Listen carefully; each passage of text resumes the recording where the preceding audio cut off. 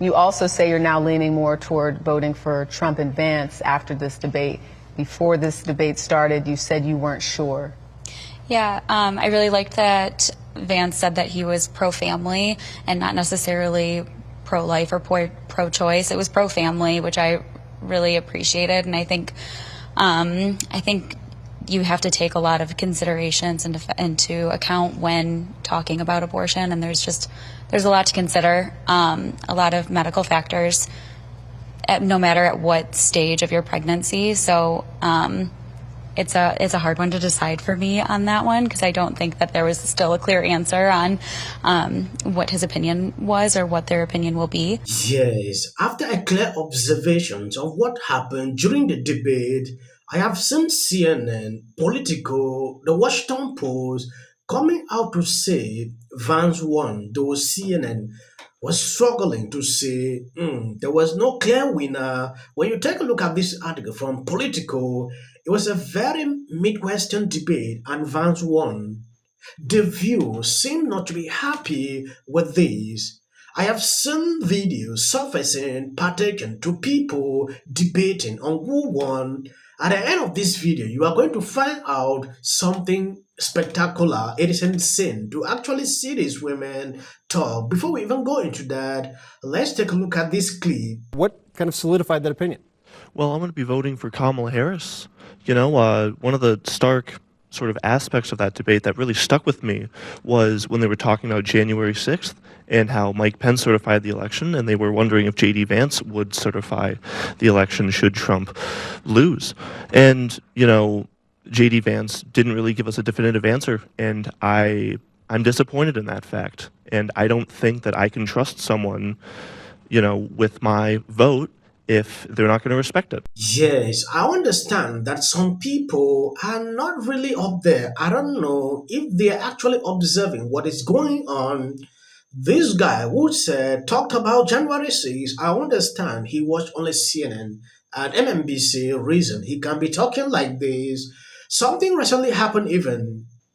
Jack Smith actually instructed, or what happened, they released everything.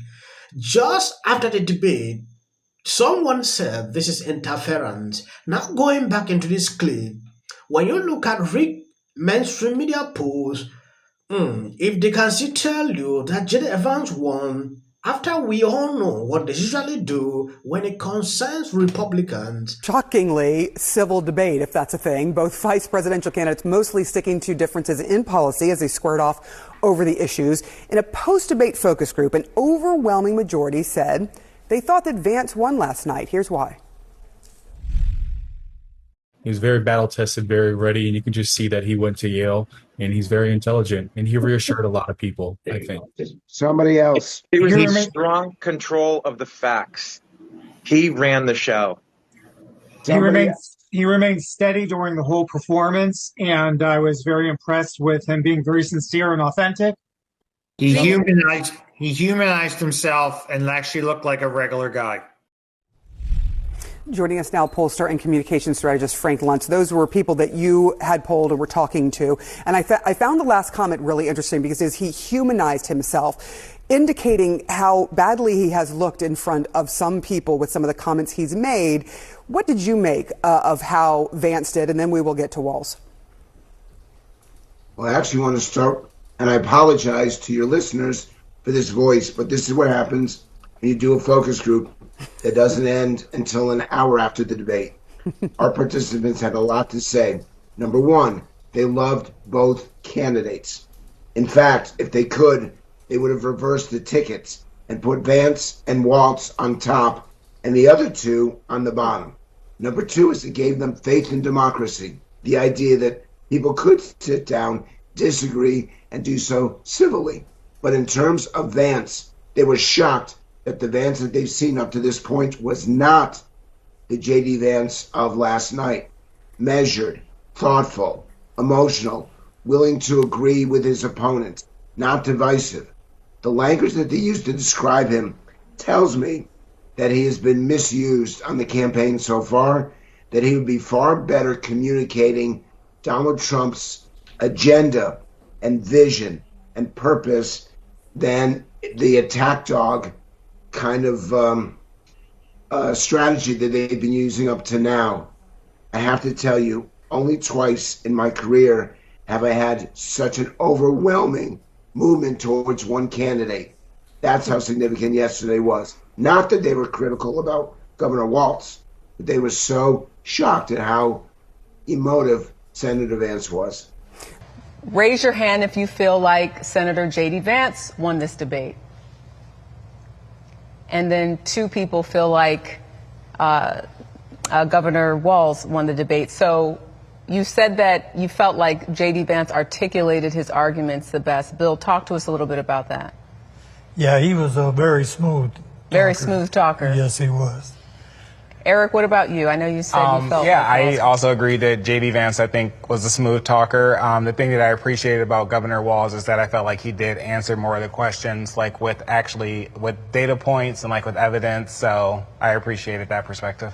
All of you here, when we were talking offline, said that immigration is still a big topic for you. And you all also seem to agree, based on the conversations that you heard when you heard Senator Vance talking about it, as well as Governor Walz. Start with you, Max, about what stood out with the policies that were proposed and why you feel so strongly about it. Yeah, on immigration, I feel that, as the United States of America, there are people that want to come here for a better life, and there's a legal and proper way to do that, and that needs to be followed. You should expect that if you try to enter a country, with illegally, to be turned away.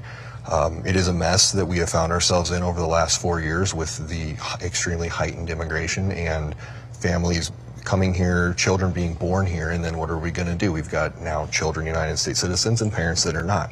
It's a very difficult topic.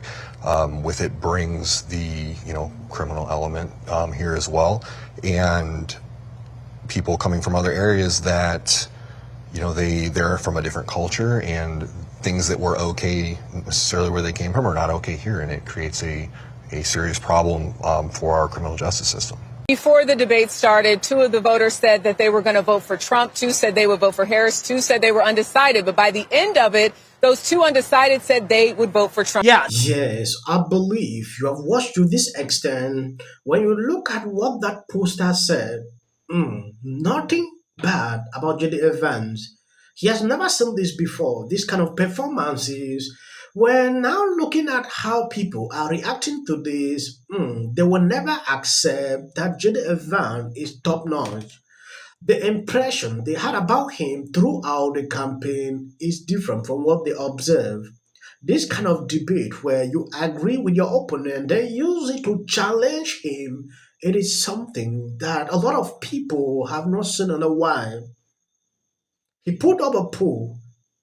Just 2 people went for Tim Walz. Everybody voted for him. So you see the difference.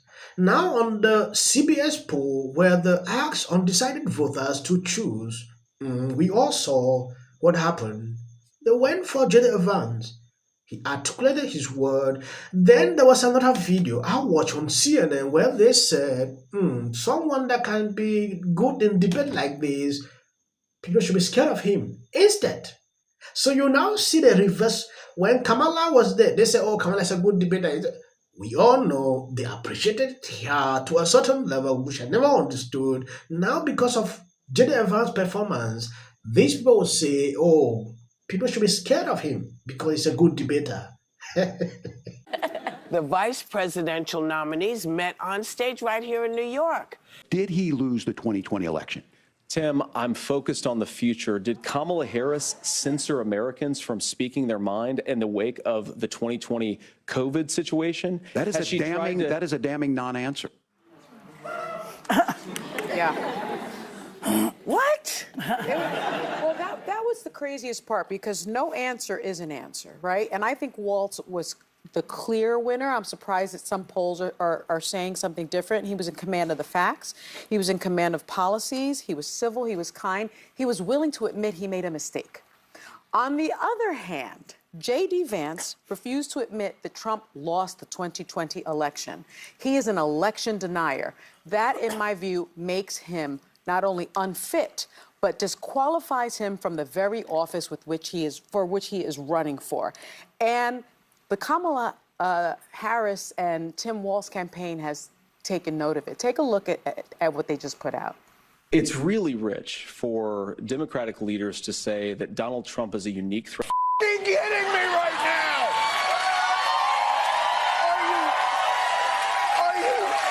Are you kidding me right now? He is a truth teller. Thank you guys for watching, and if you love what I'm doing here, please share the videos and subscribe if this is your first time coming, and check if your notification is on. To you. When she comes out. But I don't think most Americans would. Trump. I don't care if they write that. You really want Trump to lose this election, right? No, you don't? Vote for something else that's very important. People very divided. Oh, yeah. Trump 2024, baby!